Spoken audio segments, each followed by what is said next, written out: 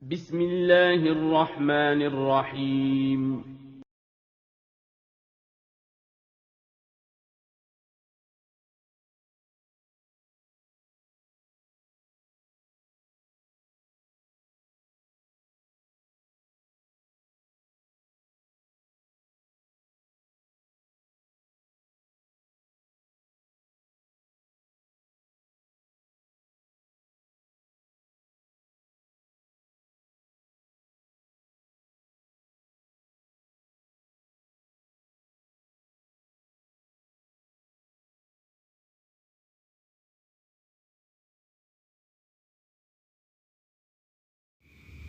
Assalamualaikum warahmatullahi wabarakatuh. Bismillah, wassalatu wassalamu ala rasulillah, la haula wala quwata illa billah, amma ba'du. Ananda, insyaallah kita akan belajar tema 8 Praja Muda Karana atau singkatannya Pramuka, subtema 3 Aku Suka Berpetualang, pembelajaran 3 dan 4. Untuk materi hari ini kita akan belajar pertama membaca teks dan menjawab pertanyaan tentang berkeliling kota dengan sepeda, 2 membaca laporan diagram, 3 membuat gambar dekorasi, 4 membaca teks tentang kekayaan laut, 5 menentukan sikap terhadap perbedaan, 6 melakukan permainan tradisional ikan hiu dan anjing laut. Sebelum kita mulai belajar hari ini, mari kita berdoa terlebih dahulu. Doa belajar. Allahumma inni as'aluka ilman nafi'an wa rizqan thayyiban wa amalan mutaqabbalan. Ananda, kemarin Ustazah sampaikan kita sudah belajar subtema 1, tapi yang benar kita sudah masuk ke subtema 3, Aku Suka Bertualang. Ananda suka bertualang? Kita akan mulai belajar dari membaca teks terlebih dahulu. Ada di halaman 142 sampai 143. Ini adalah teks tentang bertualang dengan judul Berkeliling Kota dengan Sepeda. Hari libur sekolah telah dimulai. Arman bersama teman-temannya ingin bertualang. Mereka ingin berkeliling kota. Arman dan teman-temannya akan menggunakan sepeda. Beberapa teman Arman tidak memiliki sepeda. Ada sebagian teman yang lain tidak dapat mengendarai sepeda. Mereka akan diboncengkan oleh temannya yang membawa sepeda. Arman bersama teman-temannya sangat rukun dan kompak. Di kota, Arman dan teman-temannya bersepeda di jalur khusus sepeda. Di kota banyak ditemukan rambu-rambu lalu lintas. Rambu lalu lintas untuk mengatur lalu lintas agar tertib. Di setiap persimpangan jalan raya dipasang lampu lalu lintas. Ketika lampu berwarna hijau menyala, kendaraan berjalan. Ketika lampu berwarna kuning menyala, kendaraan harus berhati-hati atau bersiap-siap untuk berhenti atau berjalan.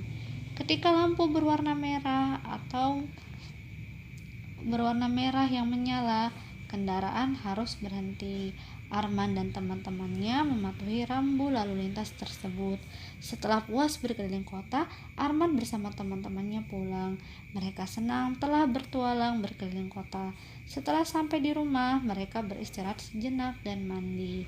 Ini adalah rambu-rambu yang ditemui oleh Arman dengan teman-temannya, yaitu rambu-rambu yang merupakan artinya jalur khusus sepeda dan lampu lalu lintas untuk rambu-rambunya yang kedua. Sekarang kita akan menjawab latihan soal.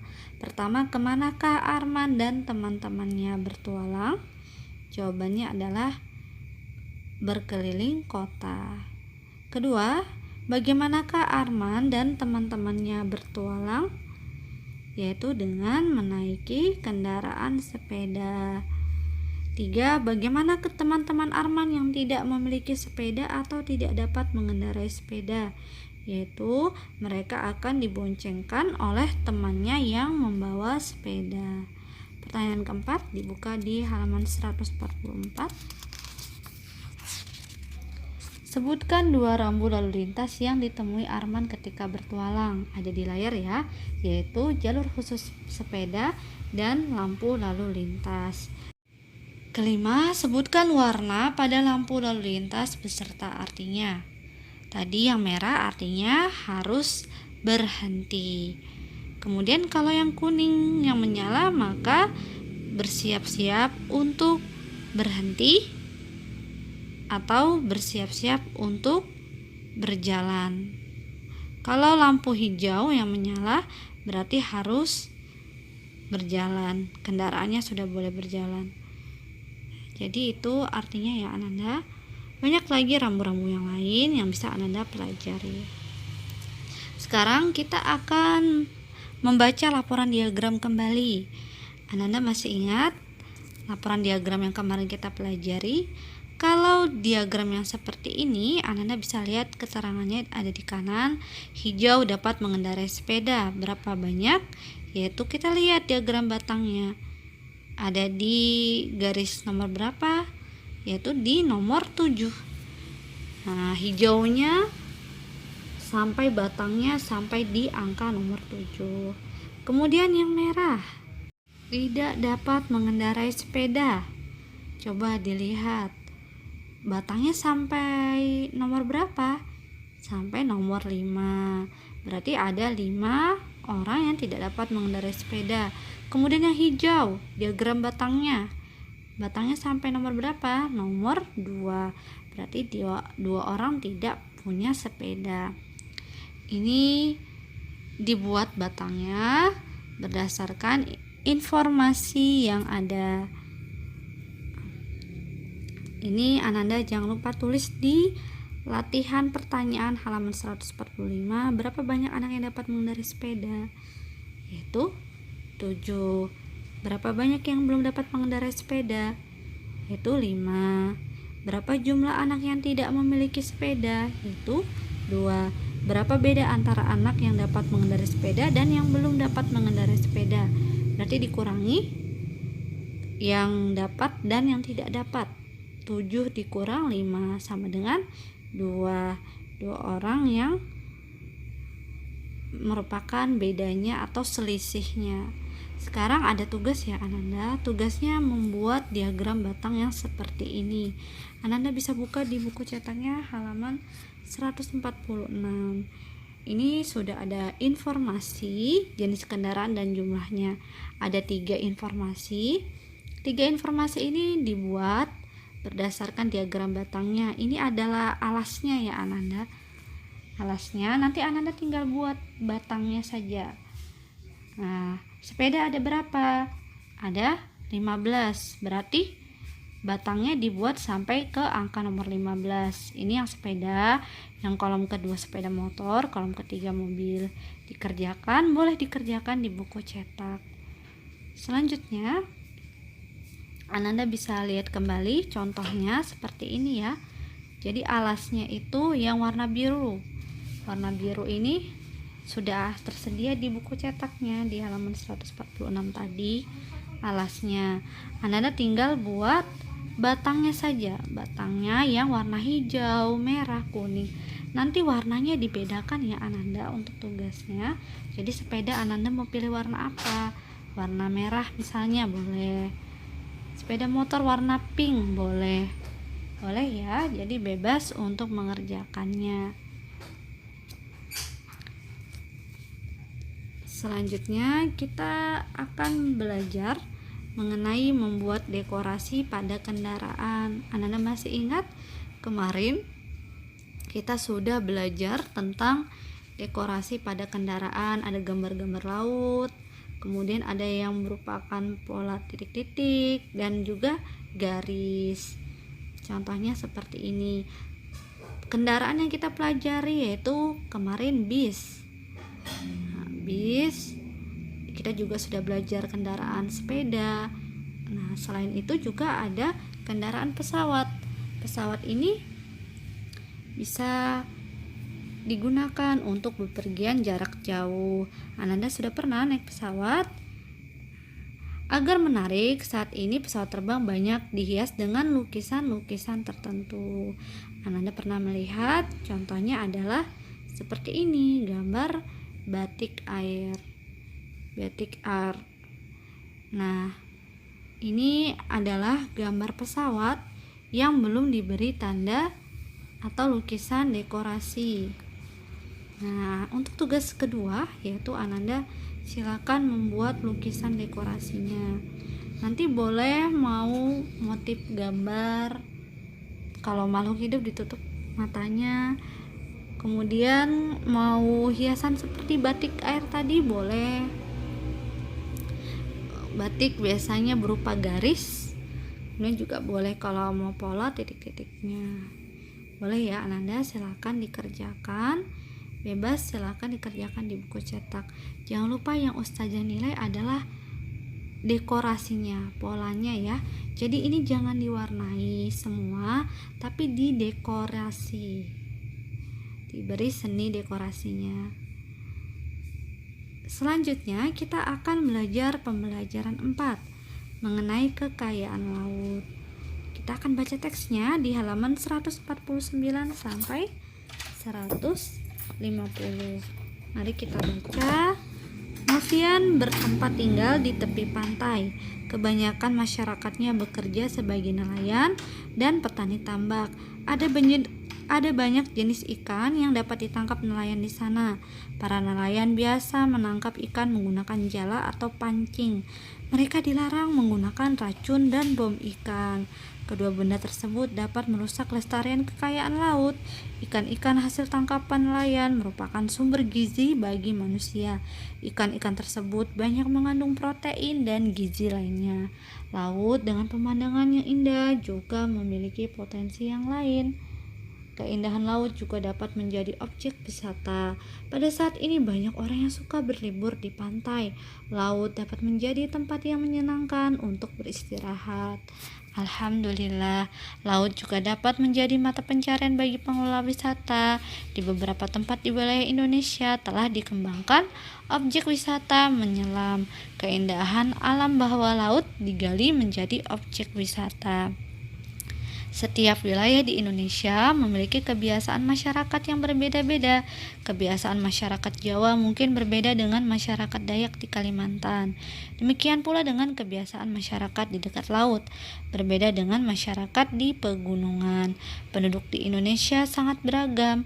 Wilayah tempat tinggalnya, keragaman wilayah tempat tinggal membuat beragam pula kebiasaan masyarakatnya. Ini adalah contoh tempat tinggal ya Ananda. Kondisi alam turut berpengaruh terhadap pembuatan tempat tinggal. Pernahkah kamu melihat rumah masyarakat pantai? Ada masyarakat yang membuat rumah seperti biasa. Ada juga yang membuat rumah panggung di tepi pantai. Hal ini menyebabkan beragam rumah adat yang ada di Indonesia.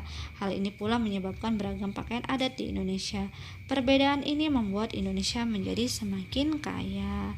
Ini adalah rumah yang ada di sekitar pantai, disesuaikan dengan pantainya.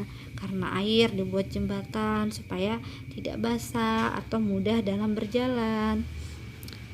Jadi untuk tempat tinggal disesuaikan dengan tempatnya.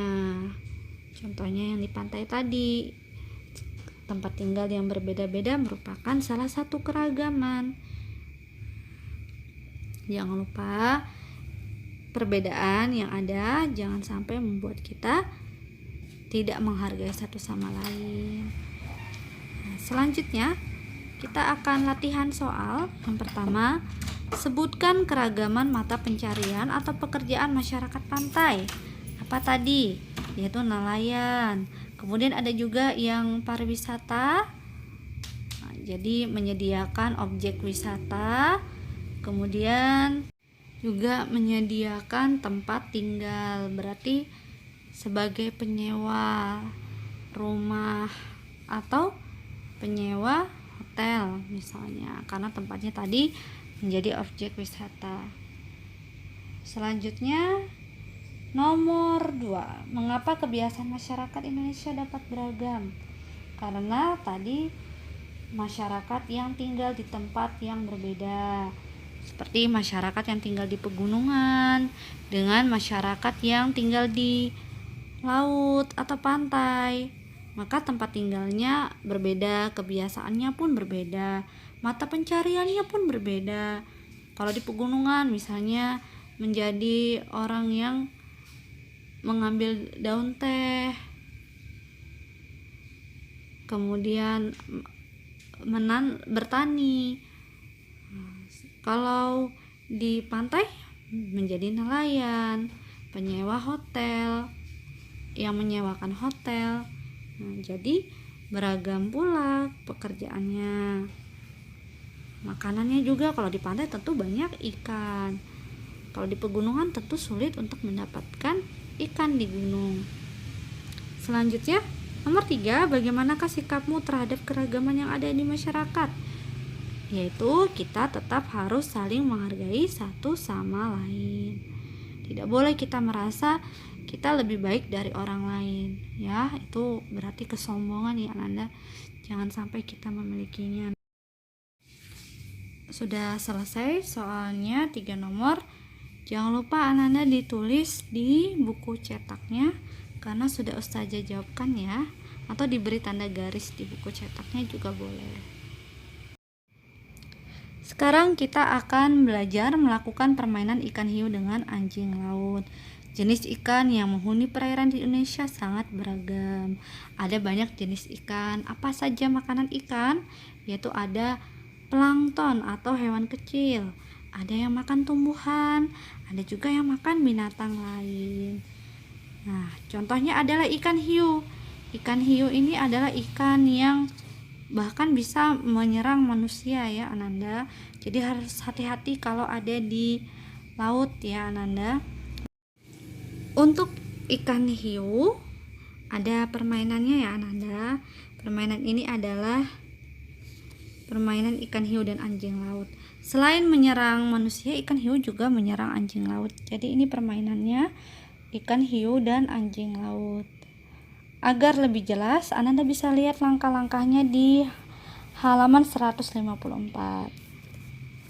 Untuk pertama, permainan ini dapat dimainkan paling sedikit oleh 8 anak. Jadi paling sedikit 8. Kedua, membuat lingkaran dengan saling berpegangan tangan dan jangan putus. 3, tanyakan kepada teman-temanmu siapa yang mau menjadi ikan hiu dan siapa yang mau menjadi anjing laut. Jika tidak ada, tunjuk 2 temanmu, yang satu menjadi ikan hiu dan satu menjadi anjing laut. Jadi 8 orang. Kemudian nomor 5, temanmu yang berperan menjadi ikan hiu berdiri di luar lingkaran, yang jadi hiu di luar. Nomor 6, kalau yang jadi anjing laut di dalam lingkaran. Nomor 7, tugas ikan hiu adalah mengejar dan menangkap anjing laut, dan tugas anjing laut jangan sampai tertangkap oleh ikan hiu. Yang ikan hiu mengejar anjing laut, yang anjing laut lari supaya tidak tertangkap. Kalau anak-anak yang lain bertugas tetap berdiri menjadi sebuah lingkaran besar dan saling berpegangan tangan. Tugas mereka adalah melindungi anjing laut agar tidak mudah tertangkap oleh ikan hiu. Nomor 8, ketika anjing laut berlari ke dalam lingkaran dan ikan hiu mengejar sampai ke dalam lingkaran, anak-anak berusaha menahan lingkaran dan berusaha membuat ikan hiu tidak masuk lingkaran. 9, jika anjing laut tertangkap oleh ikan hiu, maka ganti pemain selanjutnya untuk menjadi ikan hiu dan anjing laut. Untuk permainan ini banyak manfaat yang bisa kita rasakan. Pertama, membangun kegiatan dan komunikasi bersama antar teman. Kedua, kita akan terlatih untuk motorik kasar. Motorik kasar itu seperti otot kaki ketika berlari. 3, melatih keseimbangan ketika berlari. 4, secara tidak langsung Ananda sudah berolahraga sambil bermain. 5, menyehatkan badan karena semua badan menjadi bergerak. 6, menambah keceriaan dari keseruan melakukan permainan ini. Jadi ini manfaat permainannya. Jangan lupa kalau bermain dengan hati-hati ya Ananda, supaya tidak menyakiti teman. Sekarang kita akan belajar memahami arti rambu lalu lintas. Dalam rambu lalu lintas, selain ada rambu petunjuk, ada juga rambu lain. Ada rambu perintah, rambu larangan, dan rambu peringatan. Ingat, rambu-rambu ada rambu penunjuk, Ada rambu perintah, rambu larangan, dan rambu peringatan. Untuk beberapa contohnya yaitu seperti ini. Ini Ananda bisa lihat ada seorang ibu dan anak yang menemukan rambu-rambu. Ini ada artinya. Nah, selain rambu-rambu itu yang menunjukkan lokasi ya Ananda, juga ada rambu-rambu yang lain seperti yang pertama ini. Artinya Ananda bisa lihat di halaman 156 sudah ada rambu perintah. Ini contoh rambu perintah, rambu wajib belok kanan merupakan contoh rambu perintah. Yang kedua, rambu larangan. Kalau ada silang berarti larangan ya Ananda. Rambu kendaraan dilarang belok ke kanan, contoh rambu larangan. 3, rambu peringatan. Ini untuk memperingatkan. Rambu peringatan adanya jalanan menanjak. Nah, menanjak ini berarti kayak turunan ya. Contohnya rambu peringatan ini. Kemudian rambu petunjuk. Yang terakhir rambu petunjuk. Ini rambu yang akan memberikan petunjuk. Rambu petunjuk arah, contohnya dari rambu petunjuk. Ini adalah 4 rambu yang Ananda harus ingat ya, supaya lebih memudahkan. Ini rambu apa, perintah atau larangan? Kalau ada silangnya berarti larangan. Alhamdulillah sudah selesai. Sebelum kita tutup pertemuan kita hari ini, jangan lupa tugasnya ada 2 ya Ananda. Sekarang mari kita tutup. Doa kafaratul majelis. Subhanakallahumma wa bihamdika asyhadu alla ilaha illa anta astaghfiruka wa atubu ilaik. Demikian, selamat belajar Ananda. Assalamualaikum warahmatullahi wabarakatuh.